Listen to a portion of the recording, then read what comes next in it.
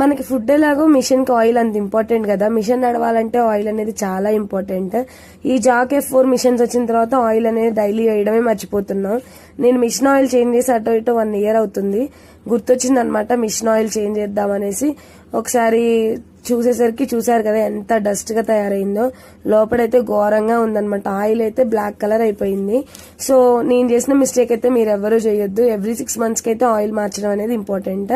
So ఇంకా oil అయితే ఇలా ఒక డస్టర్ పీస్ తీసుకుని దాంతో అయితే స్క్వీజ్ చేసేసా. ఆయిల్ అంతా స్క్వీజ్ చేసేసి నీట్ గా బ్రష్ తీసేసుకొని కడిగా అనమాట. చాలా రోజులు అయ్యేసరికి మడ్ లాగా తయారైపోయింది కింద ఆయిల్ అనేది.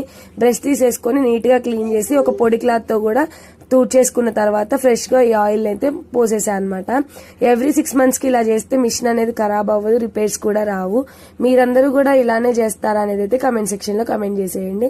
చూసారు కదా చిన్న చిన్న డాట్స్ అవన్నీ పడ్డాయి. Every 6 months